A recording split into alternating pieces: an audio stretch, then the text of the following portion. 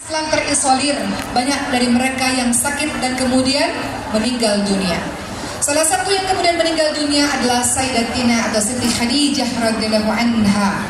Tentu saja kematian atau kepergian dari Siti Khadijah membuat Rasulullah SAW sangat berduka dan sangat bersedih, sampai-sampai dalam sejarah Islam dikenal sebagai tahun kesedihan untuk Rasulullah SAW.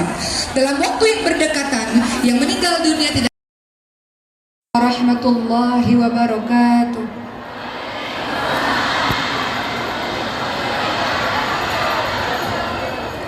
Dada-dada dulu, soalnya di atasnya pada dada-dada.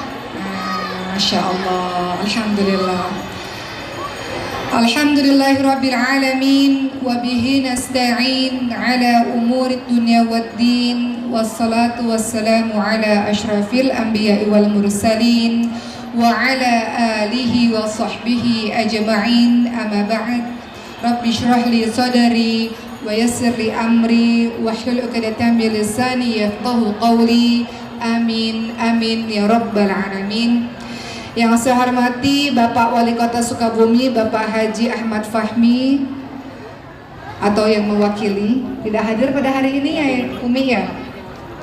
Yang saya hormati Ibu Ketua TPPKK Kota Sukabumi, Ibu Hajah Lina Herlina. Assalamualaikum Ibu. Yang mana? Oh, berarti salah dong ini ya.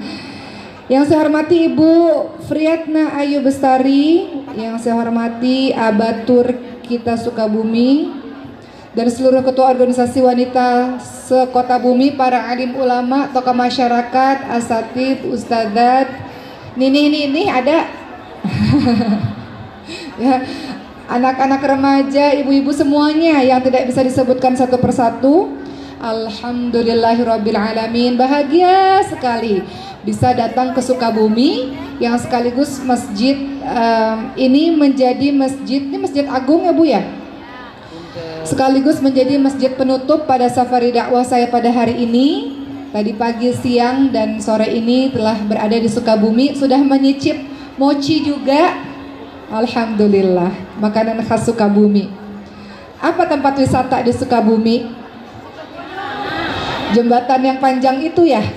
Oh, sempat nggak ya? Baik, senang sekali hari ini saya bertemu dengan teman-teman semua.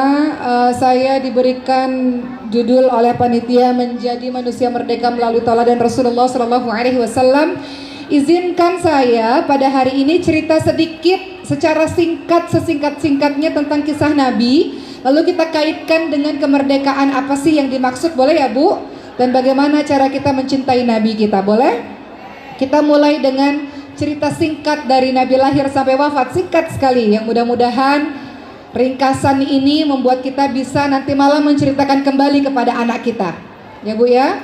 Baik, membicarakan mengenai Rasulullah SAW, ibu-ibu yang saya cintai, seperti yang kita tahu, bangsa Arab itu awalnya mayoritas mengikuti Nabi Ibrahim alaihissalam, yaitu mengikuti ajaran tauhid yang beribadah kepada Allah Subhanahu wa taala asal muasalnya. Lalu berlalulah waktu yang sangat panjang. Kemudian akhirnya di tengah perjalanan itu banyak orang-orang yang kemudian lalai dan peninggalan ajaran tauhid dari Nabi Ibrahim alaihissalam. Suatu ketika di kota Mekah ada seorang tokoh di sana yang sangat dihormati, yang sangat dermawan, yang perilakunya sangat baik. Suatu ketika orang ini pergi ke negeri Syam, dan orang ini kemudian melihat masyarakat di sana menyembah berhala sebagai bagian dari ibadah mereka. Maka sang tokoh ini pada akhirnya menyimpulkan bahwa ini adalah perbuatan yang baik dan ajaran itu dibawa ke kota Mekah. Maka sekembalinya dari negeri Syam, seorang ini datang ke Mekah dan mengajak penduduk Mekah untuk beribadah kepada berhala-berhala. Maka ajaran ini pun akhirnya mulai tersebar ke wilayah Hijaz, Mekah dan sekitarnya, hingga pada akhirnya orang-orang mulai melakukan kesyirikan. Itu cerita asal muasalnya di masyarakat Arab, teman-teman semua. Maka mulailah orang-orang meletakkan berhala-berhala di sekitar Ka'bah dan mereka mulai menyembah berhala-berhala tersebut. Apa yang terjadi pada masyarakat Arab pada masa itu seperti yang teman-teman tahu, perbudakan terjadi di mana-mana, perempuan tidak ada harganya sama sekali, bayi perempuan dianggap sebagai suatu hal yang memalukan sehingga terjadilah perkuburan atau menguburkan bayi perempuan hidup-hidup dan lainnya. Maka di tengah kekacauan itu lahirlah seorang yang bernama atau yang diberi nama Muhammad Sallallahu Alaihi Wasallam, lahir dari seorang wanita yang bernama Siti Aminah, kawan-kawan sekalian, yang dalam keadaan tidak bersuami karena sang suami telah meninggal dunia. Jadi Rasulullah Sallallahu Alaihi Wasallam lahir dalam keadaan yatim. Kisah ini sudah teman-teman tahu semuanya. Ketika Nabi Muhammad SAW lahir, tentu banyak keajaiban-keajaiban yang terjadi.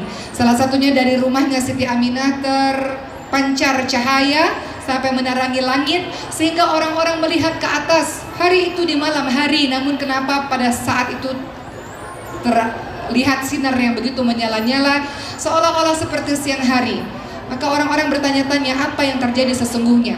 Api yang biasa disembah oleh orang-orang Majusi beratus-ratus tahun tiba-tiba padam. Itu salah satu di antaranya.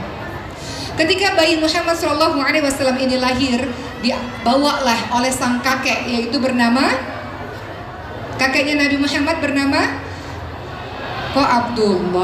Abdul Muthalib, dibawalah ke Ka'bah dan diberikan nama yaitu Muhammad, agar anak ini memiliki perilaku yang terpuji. Singkat cerita ibu-ibu sekalian, kebiasaan bangsa Arab pada saat itu, anak-anak mereka akan dibawa ke satu desa untuk disusui, karena di desa tersebut biasanya bersih, udaranya bagus, perkembangan anak menjadi sehat. Maka ada seorang wanita yang bekerja untuk menyusui anak-anak.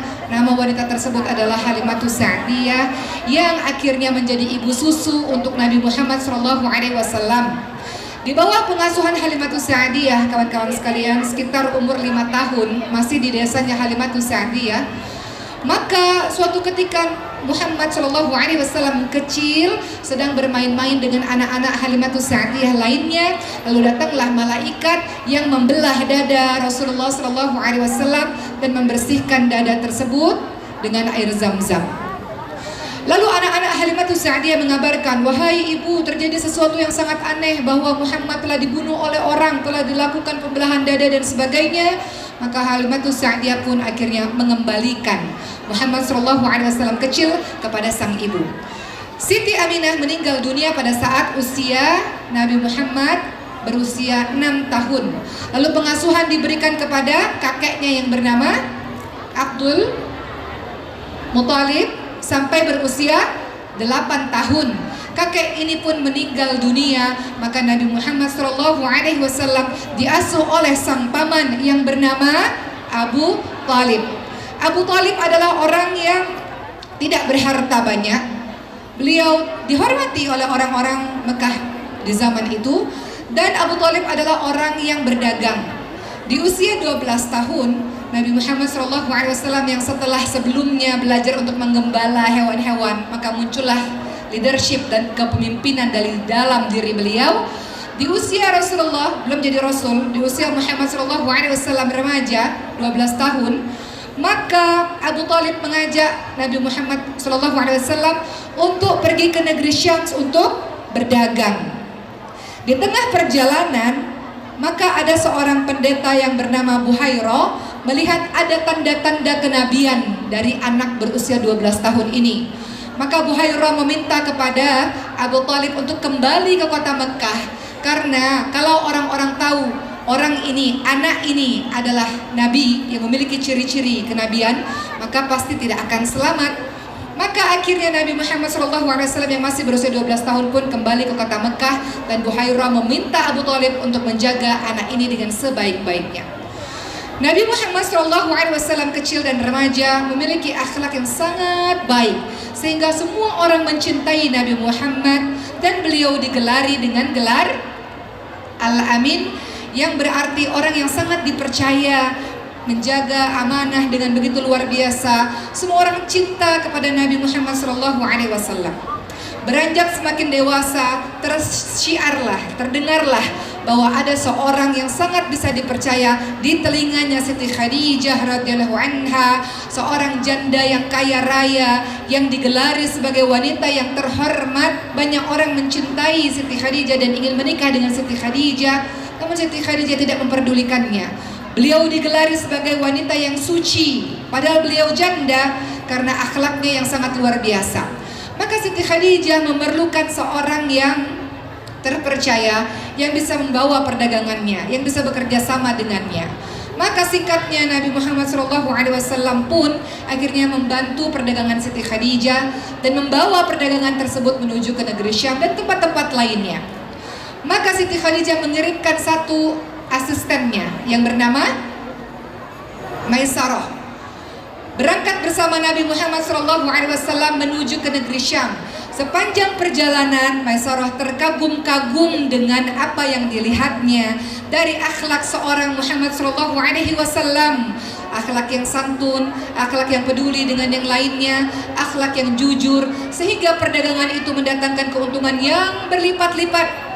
Sampai kembali ke kota Mekah, Maisarah menceritakan seluruhnya kepada Siti Khadijah tentang akhlak yang agung dari seorang yang bernama Muhammad SAW ini, yang berusia 20 tahunan ini, seorang pemuda yang sangat dahsyat, yang sangat luar biasa dari segi akhlak.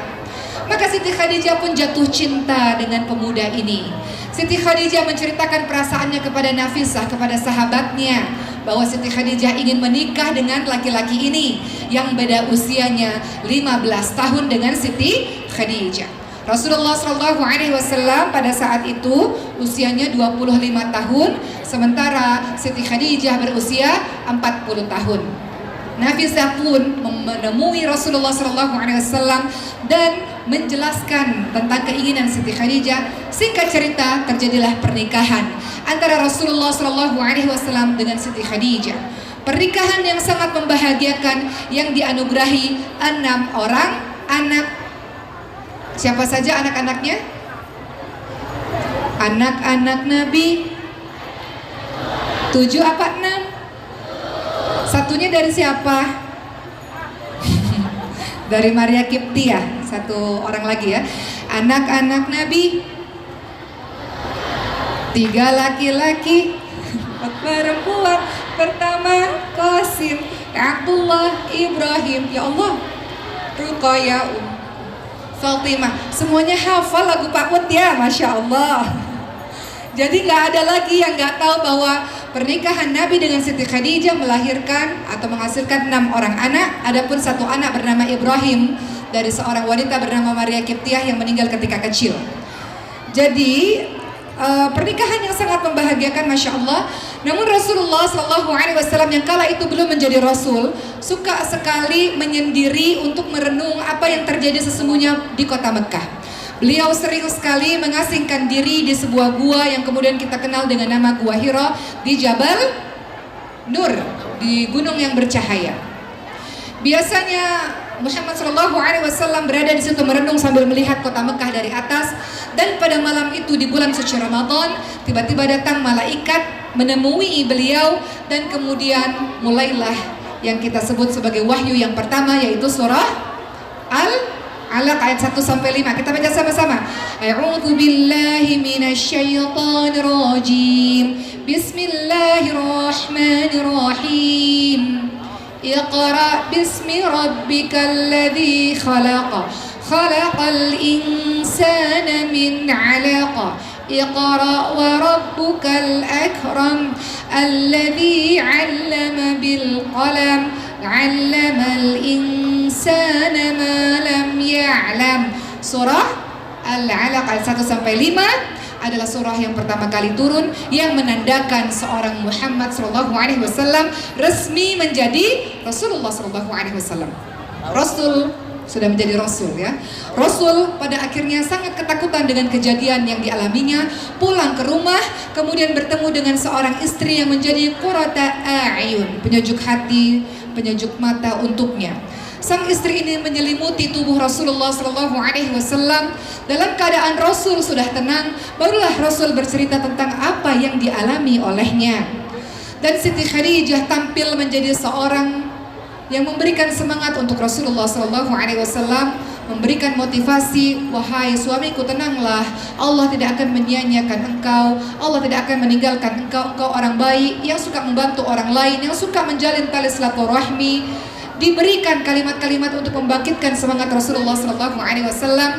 Dan Siti Khadijah pun tampil menjadi istri yang memberikan solusi untuk sang suami.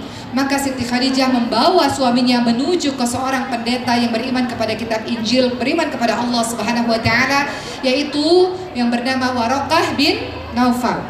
Waraqah bin Naufal seorang pendeta yang sudah tua renta, dan beliau mengatakan bahwa apa yang dialami Rasulullah SAW menandakan bahwa beliau adalah seorang nabi terakhir. Maka mulailah tugas dari seorang Rasulullah SAW untuk mengajarkan Islam, menyebarkan Islam ke seluruh penjuru. Namun hal itu belum bisa dilakukan secara terang-terangan. Maka dakwah dilakukan secara sembunyi-sembunyi selama 3 tahun. Laki-laki pertama yang masuk Islam bernama Sayyidina Abu Bakar As-Siddiq radhiyallahu anhu. Anak laki-laki pertama yang masuk Islam namanya Sayyidina Ali bin Abi Thalib radhiyallahu anhu. Wanita pertama kali yang masuk Islam adalah Sayyidatina Khadijah binti Khuwailid radhiyallahu anha, dan mulai menyusul sahabat-sahabat lainnya. Mereka belajar di rumah salah seorang sahabat selama 3 tahun secara sembunyi-sembunyi, lalu mulailah dakwah secara terang-terangan. Ketika dakwah secara terang-terangan tentu sangat susah teman-teman semua, sampai-sampai beberapa orang dari umat Islam berhijrah pertama kali ke Habasyah, ke Ethiopia namanya saat ini. Karena pada saat itu ketika dakwah mulai terjadi terang-terangan, banyak sekali orang-orang yang disiksa. Kita tahu salah satu syuhada pertama dari kalangan wanita namanya Sumayyah. Ibu-ibu tahu Sumayyah apa yang terjadi kepada beliau? Beliau tetap kokoh pendiriannya kepada agama Allah Subhanahu wa taala, hingga dikisahkan beliau harus mati terbunuh sebagai syuhada pertama dengan ditusuk dengan tombak dari bawah sampai menembus kepada lehernya. Syuhada pertama yang kokoh dengan agamanya, yang kokoh dengan keimanannya kepada Allah Subhanahu wa taala. Penderitaan yang bertubi-tubi dialami oleh umat Islam. Pada tahun 7 kenabian, pada saat itu umat Islam diboikot, ibu-ibu sekalian, diisolasi selama 3 tahun lamanya. Tidak boleh tinggal di kota Mekah. Segala macam hubungan diputus dengan orang-orang kafir Quraisy pada saat itu. Mereka kesusahan makan, kesusahan minum, tidak boleh terjadi perkawinan dengan orang-orang Mekah pada saat itu. Sehingga orang-orang Islam terisolir. Banyak dari mereka yang sakit dan kemudian meninggal dunia. Salah satu yang kemudian meninggal dunia adalah Sayyidatina atau Siti Khadijah radhiyallahu anha. Tentu saja kematian atau kepergian dari Siti Khadijah membuat Rasulullah SAW sangat berduka dan sangat bersedih, sampai-sampai dalam sejarah Islam dikenal sebagai tahun kesedihan untuk Rasulullah SAW. Dalam waktu yang berdekatan, yang meninggal dunia tidak hanya Siti Khadijah, tapi pamannya Nabi yang membantu menjaga Nabi selama ini, yaitu Abu Thalib. Abu Thalib paman yang sangat mencintai Nabi, membantu untuk menjaga Nabi walau di akhir hidupnya. Ketika Rasulullah mengatakan, "Ya pamanku, katakan la ilaha illallah, dengan kalimat ini aku bisa menolongmu." Walaupun Abu Thalib tidak mengucapkannya, tapi Abu Thalib adalah orang yang mendukung dakwahnya Nabi, menjaga Nabi. Maka kepergian 2 orang ini menyisakan kesedihan yang mendalam untuk Rasulullah SAW.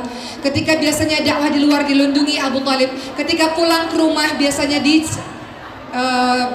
diberikan kehangatan oleh Siti Khadijah. Namun keduanya meninggal dunia. Maka kejadian ini disebut sebagai tahun kesedihan untuk Rasulullah SAW. Rasul memutuskan untuk berdakwah ke negeri Taif, teman-teman semua. Karena di negeri Mekah tidak banyak orang yang pada akhirnya mengikut kepada agama Allah Subhanahu wa taala. Penyiksaan semakin menjadi-jadi, semua menjadi terasa sangat sulit. Ketika Rasulullah SAW berdakwah ke negeri Taif, orang-orang di negeri Taif lagi-lagi tidak menerima dakwah Rasulullah SAW.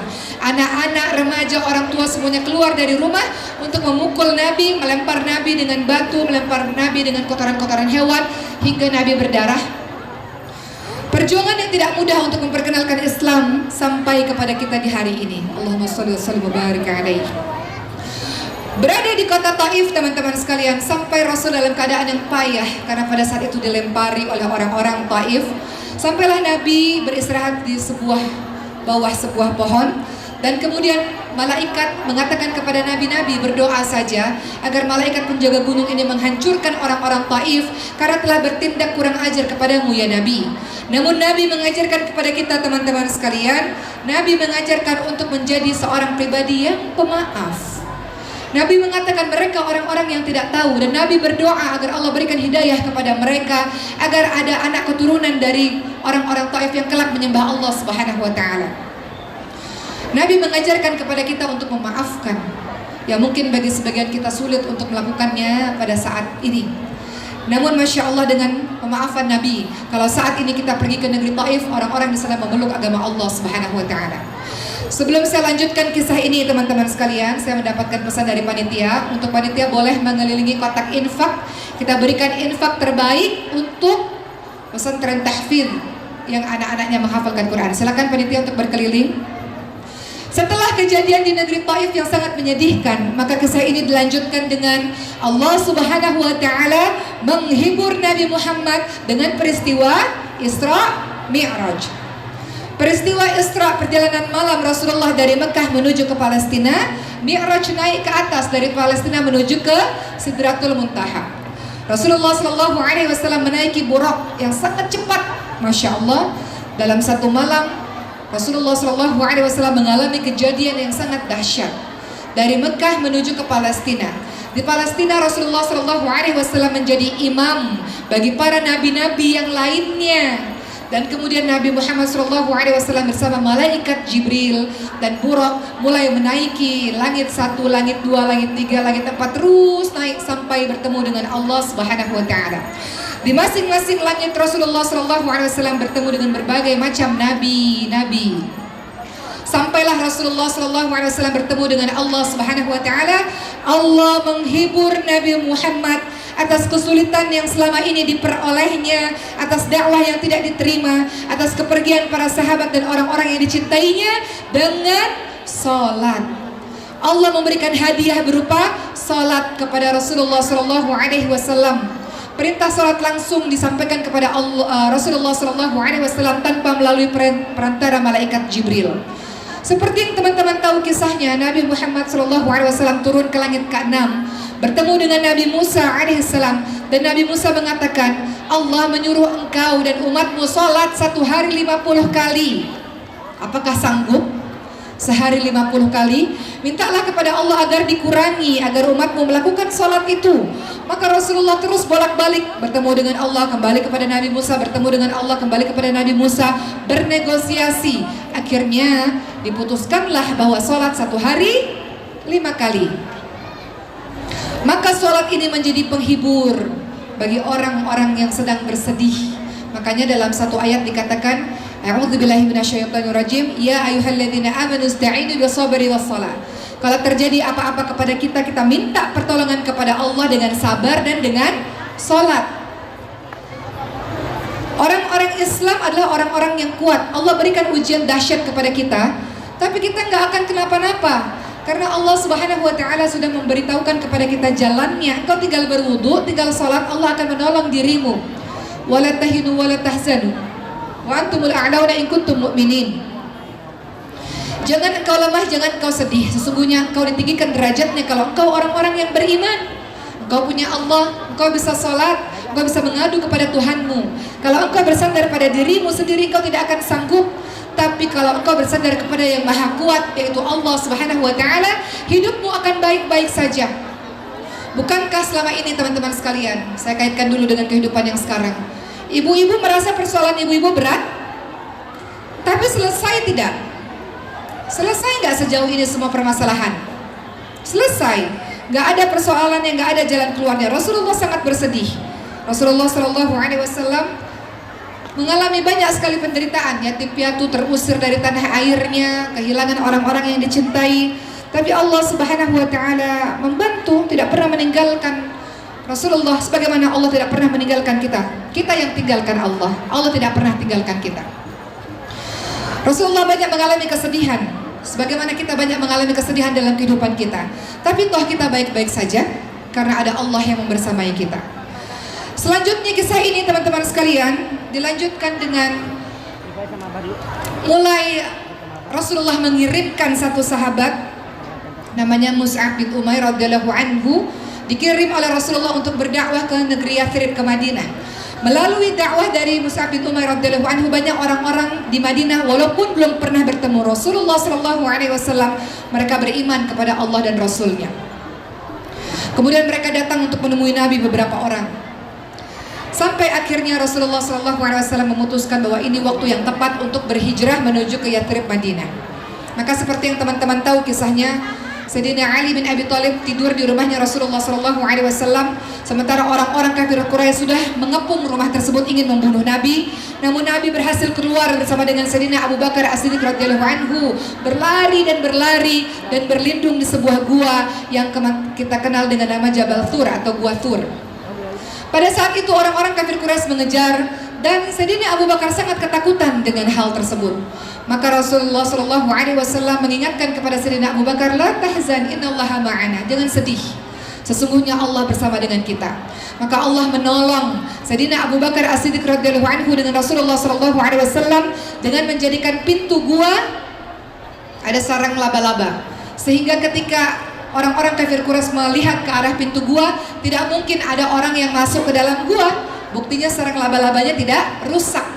Maka Allah melindungi Rasulullah SAW dengan Sayyidina Abu Bakar As-Siddiq radhiyallahu anhu. Perjalanan kisah ini kemudian dilanjutkan dengan periode Madinah, ibu-ibu sekalian. Saya cerita sangat cepat, nggak apa-apa ya Bu? Setidaknya kita punya gambaran, punya ringkasan mengenai kisah hidup Nabi. Pada saat Nabi berada di Madinah, ya Allah ibu-ibu sekalian, semua orang menyambut Nabi dengan sukacita. Mereka berlomba-lomba, berebut, Nabi tinggallah di rumah kami, tinggallah di rumah kami. Sampai kemudian Nabi tinggal di rumah salah seorang sahabat selama 7 bulan lamanya sambil mempersiapkan masjid. Sebelumnya Nabi ke Masjid Quba dulu ya. Masjid yang pertama kali itu adalah Masjid Quba. Setelah itu baru Nabi berada di kota Madinah.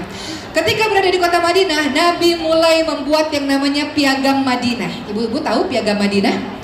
Di kota Madinah tidak hanya ada orang Islam, ada orang Nasrani, ada orang Yahudi, ada yang lain-lain. Tapi Nabi Muhammad SAW yang kemudian diangkat menjadi pemimpin di tempat itu membuat yang namanya Piagam Madinah. Di dalam Piagam Madinah berisi orang-orang yang berada di Madinah apapun agamanya terjamin keselamatannya, terlindungi, sama-sama berjanji untuk menjaga kota Madinah dari serangan musuh yang ingin memporak-porandakan Madinah. Jadi agama Islam telah mengajarkan kepada kita ibu-ibu sekalian untuk sikap bertoleransi antar umat beragama sebagaimana Nabi Muhammad SAW mengajarkan pada saat pembuatan Piagam Madinah. Lakum dinukum waliyadin, kamu punya ibadahmu sendiri, saya punya ibadah sendiri. Tapi kita punya kepentingan yang sama untuk tinggal di Madinah bersama-sama dengan aman. Mulailah pada fase atau periode Madinah terjadi perang demi perang.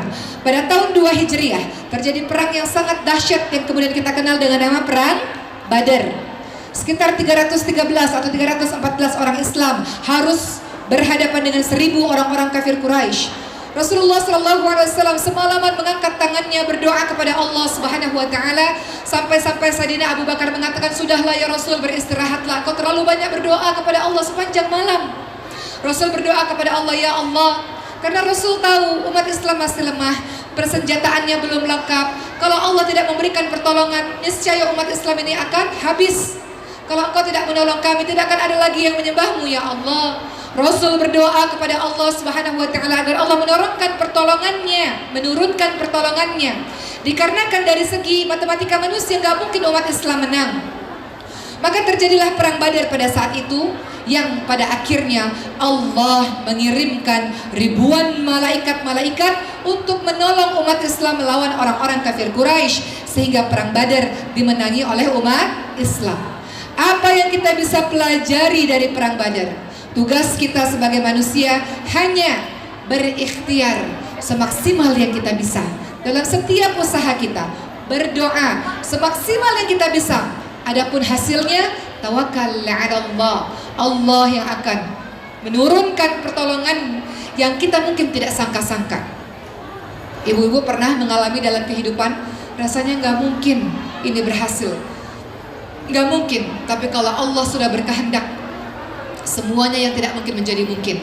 Ibu-ibu tahu kisah ibu saya kemarin, serangan jantung Bu, 5 menit tidak bernafas, kulitnya sudah pucat dan sangat dingin, tidak ada nafas Bu. Dilakukan CPR, ditekan-tekan dadanya untuk mengembalikan lagi nafasnya. Di rumah sakit, di ICU dengan ventilator lengkap 11 hari ibu sekalian di kota Mekah pada saat itu. Kata dokter, susah, kejadian ini sangat berat, hanya sedikit yang bertahan.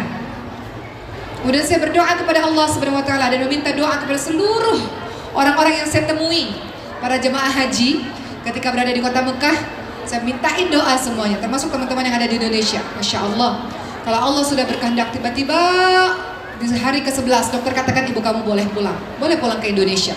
Sekarang ibu saya dalam keadaan baik, alhamdulillah. Masya Allah. Semua orang terkejut dan takjub dengan kejadian ini, apalagi saya yang menyaksikan di depan mata saya ibu saya nggak bernafas lagi, ibu-ibu sekalian. Dan pada akhirnya saya paham betapa dahsyatnya kekuatan doa. Doa itu senjatanya umat Islam. Ud'uni astajib lakum, kata Allah, berdoalah kepadaku maka akan aku perkenankan bagimu. Doa. Sebagaimana Rasulullah berdoa dengan penuh keyakinan kepada Allah Subhanahu wa taala bahwa Allah akan tolong umat Islam. Maka Allah menangkan perang Badar. Pada tanggal 3 Hijriah atau tahun 3 Hijriah, 1 tahun setelah perang Badar, terjadi perang Uhud. Pada saat itu umat Islam berjumlah berapa bu jumlahnya bu? Ada 1.000 orang Islam melawan 3.000 orang-orang kafir Quraisy. Namun di tengah perjalanan ada orang munafik yang namanya Abdullah bin Ubay bin Salul memprovokasi. Hati-hati, orang munafik itu bisa saja ada di tengah-tengah kita. Orang munafik itu berbahaya. Kalau orang yang jauh daripada Allah atau orang yang tak beriman kepada Allah, yang jahat kelihatan. Tapi orang munafik, dia bersama-sama dengan kita, beribadah sama-sama, tapi dia menusuk dari belakang, menjadi duri dalam daging, menjadi musuh dalam selimut. Seperti Abdullah bin Ubay bin Salul yang sangat benci kepada Nabi Muhammad, tapi seolah-olah menunjukkan dirinya seorang muslim. Maka Abdullah bin Ubay bin Salul memprovokasi agar orang-orang tidak ikut membela Nabi, membela agama Allah pada saat perang Uhud. Maka 300 orang mundur dari medan peperangan karena mendengarkan kalimat dari Abdullah bin Ubay bin Salul. Tinggal tersisa 700 orang. Nabi berkata, ada sebagian orang yang saya tempatkan di bukit ini, di mana kalian akan menjadi orang-orang yang bertugas untuk memanah. Apapun yang terjadi jangan pernah turun dari bukit ini. Namun pada saat perang berkecamuk dengan begitu dahsyat, yang mewafatkan banyak sekali puluhan para penghafal Quran. Di akhir-akhir peperangan, beberapa pasukan yang diberikan amanah untuk tetap berada di bukit tersebut turun ke medan peperangan, ingin mengambil harta rampasan perang. Maka musuh menyerang dari belakang. Akhirnya umat Islam mengalami kekalahan. Perang Uhud adalah perang yang sangat menyedihkan untuk Rasulullah SAW karena banyak para penghafal Quran yang meninggal dunia, dan mereka meninggal dunia dalam keadaan yang tidak wajar, tidak baik. Termasuk salah satunya adalah paman Nabi yang bernama Hamzah bin Abdul Muttalib. Hamzah bin Abdul Muttalib yang ditombak oleh Wahsy, seorang budak, yang kemudian dadanya dibelah, kupingnya rusak, hidungnya rusak, jasadnya rusak. Dadanya dibelah dan kemudian dimakan jantungnya oleh seorang wanita bernama Hindun, istrinya Abu Sufyan. Abu Sufyan adalah pembesar orang-orang kafir Quraisy yang sangat memusuhi Islam. Hindun memakan jantungnya Hamzah. Maka Nabi Muhammad SAW tidak pernah bisa melupakan apa yang terjadi pada saat perang Uhud, yang nantinya akan memiliki relasi kesinambungan dengan bagaimana Wahsy dan Hindun masuk Islam pada akhirnya pada saat peristiwa Fathu Mekah. Pada tahun 5 Hijriah terjadi yang disebut sebagai perang Khandaq atau perang parit, di mana umat Islam dikepung, Madinah dikepung. Oleh karena itu salah seorang sahabat bernama Salman Al-Farisi radhiyallahu anhu memberikan nasihat atau memberikan masukan pada Nabi agar di sekeliling kota Madinah dibuat parit yang sangat dalam dan besar agar musuh tidak bisa masuk, sehingga umat Islam menang pada saat itu. Tahun 6 Hijriah terjadi yang disebut dengan perjanjian Hudaibiyah. Ibu-ibu tahu perjanjian Hudaibiyah? Umat Islam bersama dengan Nabi mimpi bisa beribadah ke kota Mekah. Maka sebanyak 1.200 orang-orang Islam mau ke kota Mekah, bukan untuk perang, untuk ibadah di Ka'bah. Namun di sebuah tempat namanya Hudaibiyah, orang-orang kafir Quraisy tidak mengizinkan. Maka dibuatlah perjanjian Hudaibiyah, di mana selama 10 tahun tidak boleh terjadi peperangan antar mereka. Namun orang-orang kafir Quraisy menyelisihi atau tidak mematuhi perjanjian tersebut. Tahun 7 Hijriah terjadi perang yang disebut perang Khaybar. Termasuk di dalamnya salah satunya Nabi diracun oleh seorang wanita Yahudi melalui makanan. Kemudian berikutnya tahun 8 Hijriah terjadi yang disebut sebagai pembebasan kota Mekah atau Fathu Mekah. Nabi bersama ratusan ribu orang-orang di Madinah datang ke kota Mekah, menghancurkan seluruh berhala. Di hari itulah seluruh orang berbondong-bondong masuk kepada agama Allah, termasuk Wahsy, termasuk Hindun, dan seluruh umat-umat yang lainnya, manusia-manusia lainnya. Pada tanggal atau pada tahun 10 Hijriah, inilah detik-detik wafatnya Rasulullah Shallallahu Alaihi Wasallam. Rasul dalam keadaan yang demam, Rasul dalam keadaan sakit tinggal di rumah istri tercintanya Siti Aisyah radhiyallahu anha, dan kemudian Rasul berpesan sebelum sakit, Rasul berpesan dalam haji wada'nya untuk kita semua umatnya Rasulullah, kalau engkau ingin selamat, berpegang teguhlah kepada dua hal, yaitu Quran dan Sunnah. Quran dan Sunnah. Berpegang teguh kepada dua hal. Pelajari Al-Quran betul-betul, pelajari Sunnah Nabi Muhammad SAW dengan betul-betul. Di detik-detik wafatnya Rasulullah berpesan, jangan engkau tinggalkan sholat, jaga sholatmu baik-baik, dan jaga orang-orang yang menjadi tanggunganmu. Rasul ajarkan kepada kita hubungan yang baik kepada Allah. Hablum minallah engkau jaga, dan hablum minannas engkau jaga, dan kembalilah kekasih Allah kepada pemiliknya. Pada saat Rasulullah SAW wafat, ibu-ibu sekalian, apa yang terjadi? Seakan-akan kota Madinah menjadi sangat gelap. Semua orang tak percaya bahwa Rasul telah kembali kepada Allah selama-lamanya. Sayyidina Umar bin Khattab mengangkat pedangnya dan mengatakan, siapa di antara kalian yang mengatakan bahwa Rasulullah SAW wafat, akan aku penggal kepala kalian. Rasul tidak wafat. Rasul hanya kembali ketemu atau bertemu dengan Allah, dan kembali lagi ketemu atau bertemu dengan kita. Maka tidak ada seorang pun yang bisa membantah perkataan Sayyidina Umar bin Khattab, karena Sayyidina Umar bin Khattab sangat bersedih dan tidak percaya dengan kejadian ini. Maka Sayyidina Abu Bakar memeluk atau menepuk-nepuk pundak Sayyidina Umar bin Khattab, menyadarkan Sayyidina Umar bin Khattab bahwa Rasulullah SAW manusia biasa yang hidup dan kemudian kembali kepada Allah Subhanahu wa taala. Namun Allah lah yang maha kekal dan tidak pernah mati selama-lamanya. Kepergian Rasulullah SAW menyisakan kesedihan mendalam, sampai-sampai seorang sahabat bernama Bilal bin Rabah radhiyallahu anhu tidak mau lagi tinggal di kota Madinah. Bilal bin Rabah adalah seorang pengumandang adzan yang tidak bisa mengumandangkan adzan lagi setelah kepergian Nabi Muhammad, karena dalam adzan disebutkan nama Nabi Muhammad SAW. Allahu Akbar, Allahu Akbar, asyhadu an la ilaha illallah wa asyhadu anna Muhammadar Rasulullah. Pada saat mengucapkan nama Muhammad, Bilal akan pingsan. Oleh karena itu Bilal memutuskan tidak mau lagi mengumandangkan adzan dan tidak mau lagi tinggal di kota Madinah, karena di setiap sudut kota Madinah mengingatkan Bilal bin Rabah mengenai Rasulullah SAW. Sampai suatu hari Rasulullah SAW datang ke mimpinya Bilal bin Rabah. Tidakkah engkau rindu kepadaku wahai Bilal? Sudah lama tidak berziarah ke kuburku ya Bilal. Sudah lama tidak datang ke kota Madinah wahai Bilal. Tidaklah engkau rindu kepadaku wahai Bilal? Maka ketika Rasulullah datang ke mimpinya Bilal, Bilal bin Rabah radhiyallahu anhu menangis terseduh-seduh dan mengambil untanya, memacunya dengan sangat cepat untuk datang ke kota Madinah. Ketika sampai di kota Madinah, Bilal bin Rabah tak kuasa menahan tangisnya, karena di setiap sudut kota Madinah ada wajah Rasulullah SAW di sana, teman-teman semua. Sampailah berada di depan kubur Rasulullah SAW, Sayyidina Bilal bin Rabah radhiyallahu anhu mengucapkan salam kepada Rasulullah SAW. Assalamualaikum ya Rasulullah. Assalamualaikum ya Habiballah. Assalamualaikum ya Nabi Allah. Dengan tangisannya, sampai-sampai para sahabat mengatakan, ya Bilal, kumandangkanlah adzan lagi ya Bilal. Kami rindu dengan suara adzan darimu wahai Bilal. Maka Bilal pun mencoba untuk mengumandangkan adzan, dan orang-orang di Madinah mulai bertanya-tanya, itu Bilal datang kembali, apakah itu artinya Rasulullah hidup kembali? Karena suara Bilal mengingatkan mereka akan Rasulullah SAW. Sampai mereka berbondong-bondong datang ke masjid untuk menyaksikan apa yang sesungguhnya terjadi.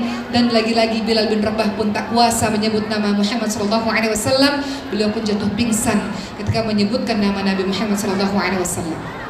Kisah singkat tentang perjalanan hidup Nabi Muhammad SAW, teman-teman sekalian. Rasul pernah berpesan kepada para sahabatnya bahwa aku merindukan perjumpaan dengan saudara-saudaraku. Kata para sahabat-sahabat, apakah yang kau maksudkan ya Rasulullah? Kami ini saudara-saudaramu, kenapa kau rindu kepada kami? Kami ada di hadapanmu. Bukan, kalian semua sahabat-sahabatku. Namun aku merindukan perjumpaan dengan saudara-saudaraku, yakni mereka yang tidak pernah melihatku namun beriman kepada Allah dan Rasulnya. Mereka yang tidak pernah melihatku tapi mencintai Rasulullah SAW. Siapa yang Rasul rindukan, teman-teman sekalian? Rasul merindukan perjumpaan dengan kita semua. Rasul merindukan pertemuan kembali dengan kita semua, teman-teman sekalian. Pertanyaannya, ketika Rasul begitu rindu kepada dirimu, apakah engkau rindu kepada Rasulullah SAW? Apakah engkau benar-benar rindu kepada Rasulullah SAW dengan menjalankan sunnah-sunnahnya, dengan menjalankan ajaran-ajarannya, atau engkau bermaksiat kepada Allah dan Rasulnya? Saya bertanya kepada diri saya sendiri, makhluk yang banyak dosanya ini, teman-teman sekalian. Allahumma sholli wa sallim wa barik alaihi. Allahumma sholli ala sayyidina Muhammad wa ala alihi wa sahbihi ajma'in. Begitulah teman-teman sekalian, kisah tentang Rasulullah SAW. Rindukah engkau berjumpa dengan Rasulullah SAW? Bersalawatkah sering engkau kepada Rasulullah SAW? Kalau Rasulullah SAW berdiri di hadapanmu pada saat ini, apa yang hendak engkau katakan kepada Rasulullah SAW, teman-teman semua? Apa yang hendak engkau adukan kepada Rasulullah SAW, teman-teman semua?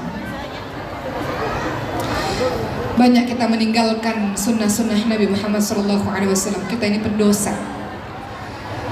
Banyak dosa yang kita buat dalam kehidupan kita. Jauh kita daripada Rasulullah SAW. Padahal Rasul merindukan perjumpaan dengan kita. Rasul menginginkan kita minum dari telaga Kautsar nanti di hari akhir, agar kita tidak haus selama-lamanya. Rasulullah SAW menginginkan kita masuk surga selama-lamanya. Namun kita yang zalim kepada diri kita sendiri, kita yang telah berbuat aniaya kepada diri kita sendiri dengan terus mengulang-ulang dosa setiap saat. Kamilah, wahai Allah, hambamu yang penuh dengan dosa yang datang ke tempat ini, ya Allah. Ingin menjadi orang yang lebih baik, ya Allah. Ingin menjadi orang yang lebih mencintai Nabi-Mu, wahai Allah, di tengah banyak dosa yang telah kami lakukan sejauh ini. Ibu-ibu yang saya cintai, ada seorang laki-laki yang pada saat itu datang kepada Nabi Muhammad SAW, dan laki-laki itu bertanya kepada Rasul, ya Rasulullah, kapan datang hari kiamat? Kemudian Rasulullah bertanya kepada orang tersebut, apa yang sudah engkau persiapkan untuk menyambut hari itu? Hari yang pasti terjadi, hari yang pasti akan datang. Kemudian laki-laki itu menjawab, ku persiapkan cintaku kepada Allah dan cintaku kepada Rasulullah SAW. Lalu Rasulullah SAW menjawab, sesungguhnya engkau akan bersama-sama dengan orang-orang yang engkau cintai. Hadits riwayat muttafaqun alaih. Jadi, apa yang kita bisa lakukan pada hari ini? Bagaimana cara kita mencintai Nabi Muhammad SAW? Cara mencintai Nabi adalah kau terus berdoa agar bisa terus mencintai Nabi Muhammad SAW. Terus berdoa, minta kepada Allah. Sebagian dari kita tidak kenal Nabi, sebagian dari kita tidak tahu perjuangan Nabi. Bagaimana kau bisa mencintai Nabimu kalau kau tidak mengenal siapa Nabimu? Bagaimana kau bisa mengenal Nabimu kalau kisah-kisah mengenai perjuangan Nabi Muhammad dalam menyebarkan Islam sampai pada kita di hari ini kau tidak tahu? Jadi pertama, kau minta kepada Allah agar menganugerahkan cinta kepada Nabimu. Kedua, bagaimana kau mencintai Nabi, berusaha mengenal Nabi Muhammad SAW dengan menyelami tindak tanduk dan perjalanan hidupnya. Ketiga, bagaimana cara kau mencintai Nabi, dengan banyak bersalawat dan banyak berzikir kepada Allah, banyak menyebut-nyebut Nabi Muhammad SAW. Keempat, bagaimana cara kau mencintai Nabi, berdoa kepada Allah agar engkau menjadi tamunya Allah dalam perjalanan umrah maupun haji. Semoga semua yang ada di sini Allah panggil menjadi tamunya, sehingga Allah berikan kesempatan kepada kita berziarah langsung di hadapan kubur Rasulullah SAW. Berselawat kepada Nabi, teman-teman sekalian. Apa manfaat selawat kepada Nabi Muhammad SAW? Allahumma sholli wa sallim wa barik alaihi. Allahumma sholli ala sayyidina Muhammad wa ala alihi wa sahbihi ajma'in. Kata Rasulullah, barang siapa yang berselawat kepadaku sekali, maka Allah akan berselawat kepadanya 10 kali. Apa maksudnya? Allah Subhanahu wa ta'ala memberikan orang itu rahmat, dan Allah Subhanahu wa ta'ala akan lipat gandakan Karena setiap satu kebaikan akan dibalas dengan 10 kebaikan.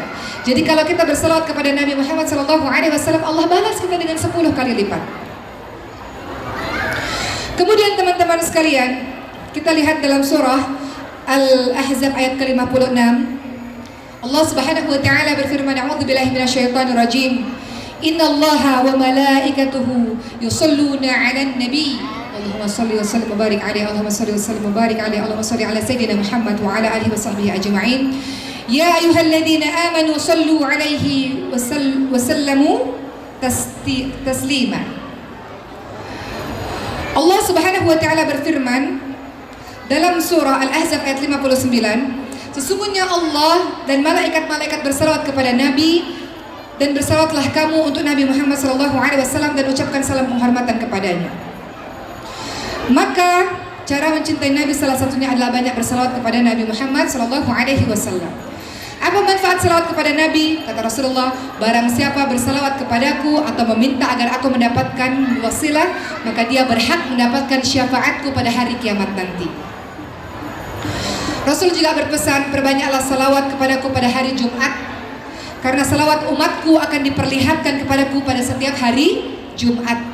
Barang siapa yang banyak bersalawat kepadaku, dialah yang paling dekat padaku pada hari kiamat nanti. Itu beberapa di antara bagaimana kalau kita mengingat-ingat Nabi, kita bersalawat kepada Nabi Muhammad SAW. Hari ini akan kita kaitkan dengan perkara kemerdekaan. Apa yang dimaksud dengan kemerdekaan, teman-teman semua? Dengan kaitannya kepada Nabi Muhammad SAW. Apa kaitannya? Apa yang dimaksud dengan merdeka? Apakah yang dimaksud dengan merdeka bermakna penjajah keluar dari negeri kita? Hanya sekedar itu saja yang dimaksud dengan merdeka? Ternyata tidak. Ternyata yang disebut dengan kemerdekaan yang kita dapatkan adalah merdeka keluar dari penghambaan diri kita kepada makhluk, penghambaan diri kita kepada yang lain, merdeka menuju kepada penghambaan kepada Allah Subhanahu wa taala. Itu yang dimaksud merdeka yang sebenar-benarnya.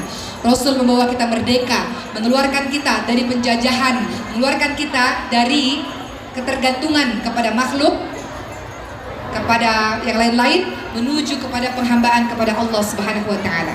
Itu makna merdeka yang sebenar-benarnya. Pernah pada suatu ketika salah seorang sahabat Nabi diutus oleh pasukan Islam dalam perang Qadisiyah, teman-teman sekalian, dan ditanya oleh orang-orang di sana, para pemimpin di sana, apa maksud kedatanganmu datang kemari? Maka orang itu menjawab, Allah mengutus Rasul untuk memerdekakan manusia dari penghambaan manusia kepada manusia, atau penghambaan manusia kepada yang lainnya, menuju kepada penghambaan manusia kepada Rabb manusia. Dari sempitnya kehidupan dunia kepada kelapangan, dari ketidakadilan yang lain kepada keadilan Islam. Jadi di sini kita bisa lihat bahwa kemerdekaan bukan dari satu sisi saja. Kemerdekaan bukan hanya penjajah keluar dari negeri kita, melainkan dari semua sisi. Kemerdekaan adalah bebas dari penghambaan kepada selain Allah, kepada Allah Subhanahu wa taala. Itu yang dimaksud dengan kemerdekaan yang sebenar-benarnya. Maka kita lihat teman-teman sekalian, banyak dari kita yang pada akhirnya tidak menjalankan itu. Banyak dari kita yang tidak betul-betul menjadi hambanya Allah Subhanahu wa taala. Banyak dari kita yang sudah diberikan berbagai macam indera oleh Allah Subhanahu wa taala, enggak digunakan untuk memahami kebesaran Allah Subhanahu wa taala. Malah pada akhirnya kita jauh daripada Allah Subhanahu wa taala. Maka hati-hati dengan ini. Saya hendak menjelaskan sedikit teman-teman sekalian berbagai macam bentuk penjajahan yang membuat kita tidak merdeka. Makanya kita mengikuti perintah Rasulullah, ikuti Quran dan Sunnah supaya engkau selamat. Apa saja bentuk penjajahan yang sebenarnya terjadi dalam kehidupan kita sehari-hari? Pertama adalah penjajahannya iblis. Iblis adalah penjajah yang paling berbahaya untuk diri kita. Pada saat iblis diusir dari surga, dia mengatakan, aku akan goda manusia ya Allah. Tsumma la'atiyannahum min baini aydihim wa min khalfihim wa an aymanihim wa an syama'ilihim. Aku akan goda dia dari depan, belakang, kanan, kiri, dari seluruh penjuru, agar orang-orang ini tidak mengikutimu wahai Allah, agar dia menjadi temanku di neraka. Ibu-ibu tahu, iblis itu adalah malaikat yang paling saleh pada saat itu di surga Allah. Hanya karena kesombongan dirinya dan merasa dirinya lebih baik, yang tidak mau bersujud kepada Adam alaihissalam, dia terusir dari surga dan dia hendak mencari teman-teman untuk sama-sama menuju ke nerakanya Allah. Maka bentuk penjajahan yang kita harus sadari adalah salah satunya iblis adalah penjajah yang paling berbahaya untuk diri kita. Ya. Kemudian teman-teman sekalian, selain penjajahan iblis, yang kedua, penjajahan apalagi yang terjadi pada diri kita? Penjajahan yang juga berbahaya adalah penjajah manusia, yaitu berupa nafsu dan syahwat yang selalu mengajak kepada kejahatan. Teman-teman lihat dalam surah Yusuf ayat ke-53, dikatakan sesungguhnya nafsu itu selalu menyuruh kepada kejahatan. Nafsu syahwat ada pada diri kita teman-teman semua. Kadang-kadang kita tahu agama, kita tahu ayat-ayat Allah yang melarangnya, namun nafsu syahwat ini mengajak kita kepada perbuatan dosa dan terus-menerus melakukan perbuatan dosa. Orang-orang yang beriman ketika dia melakukan perbuatan dosa, dia sangat takut seakan-akan gunung yang besar menghancurkan dirinya. Namun orang-orang yang durhaka kepada Allah, ketika dia buat dosa, dia merasa seperti ada lalat yang menempel di hidungnya dan dia usir begitu saja. Dia anggap remeh dosa tersebut, dia memperturutkan hawa nafsunya.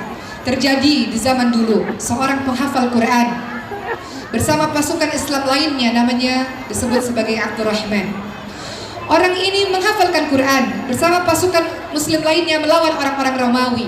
Namun di tengah perjalanan beliau jatuh cinta dengan seorang gadis yang menyebabkan beliau meninggalkan pasukan Islam, meninggalkan hafalan Qurannya dan rela melakukan apapun demi mendapatkan gadis tersebut, mengedepankan hawa nafsu, syahwatnya. Kadang-kadang dalam kehidupan kita juga begitu. Kita tahu Allah gak suka, kita tahu Allah larang, kita tahu Allah benci, namun kita masih memperturutkan hawa nafsu kita. Maka penjajah manusia berikutnya selain iblis adalah hawa nafsu kita sendiri teman-teman semua. Ketiga, penjajah dalam rupa dunia. Cinta dunia ini menjadi racun dalam kehidupan kita, membuat kita bisa melakukan apapun untuk mendapatkan dunia. Keempat, penjajahan dalam bentuk perang pemikiran teman-teman semua.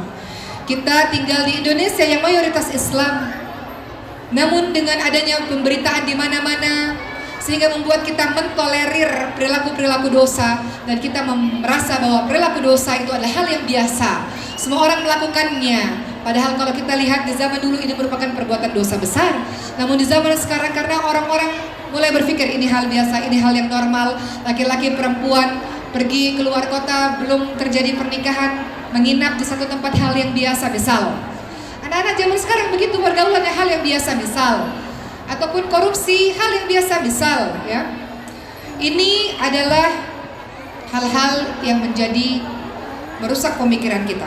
Model penjajahan seperti ini, penjajahan perang pemikiran. Oleh karena itu teman-teman sekalian, setelah kita tahu hal-hal ini terjadi dalam kehidupan kita, setelah kita tahu tentang kisah hidup Nabi, setelah kita tahu Nabi berpesan untuk menjaga diri kita kalau mau selamat dengan Quran dan Sunnah, maka kita minta kepada Allah Subhanahu Wa Taala agar Allah senantiasa menjaga kita, insya Allah. Ibu-ibu teman-teman berdoa, ya muqallibal qulub tsabbit qulubana ala dinik.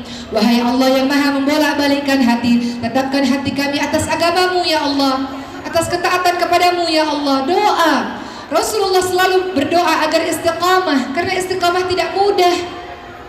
Ihdinas siratal mustaqim, tunjukilah kami jalan yang lurus ya Allah. Tidak mudah. Hari ini kita baca Quran, belum tentu minggu depan baca Quran. Kadang-kadang malas baca Quran hanya setiap Ramadan saja misalnya. Berbuat dosa, terus berbuat dosa, lupa bertobat kepada Allah. Maka kita minta kepada Allah, Rabbana la tuzigh qulubana ba'da idh hadaitana wa hab lana min ladunka rahmah innaka antal wahhab. Doa kepada Allah agar Allah tidak kembalikan kita kepada kehidupan kita yang banyak keburukannya setelah Allah berikan petunjuk dan hidayah kepada kita. Baik ibu-ibu sekalian, alhamdulillahirabbil alamin. Sama-sama kita sudah mendengar kisahnya Nabi. Ibu-ibu punya PR. PR-nya menceritakan apa yang saya ceritakan pada hari ini kepada anaknya di rumah, atau kepada adiknya di rumah, atau ceritakan di sosial media supaya kita ingat kembali kisah ini, kita ulang-ulang kembali agar kita punya semangat melanjutkan perjuangannya, dakwahnya Rasulullah SAW. Insya Allah Allah melindungi kita semua dalam setiap langkah kita. Insya Allah kita bersemangat dalam menuntut ilmu. Tanpa ilmu bagaimana kita bisa menjalankan kehidupan ini dengan baik. Dan terus berdoa kepada Allah, Allahumma arhamna bil Quran, Allahumma ja'alna min ahlil Quran. Berdoa kepada Allah agar Allah sayangi kita dengan Quran. Allah jadikan kita menjadi keluarganya, yaitu orang-orang yang terus belajar, terus dekat dengan Quran insya Allah. Baik ibu sekalian, alhamdulillah usai sudah ceramah saya pada hari ini.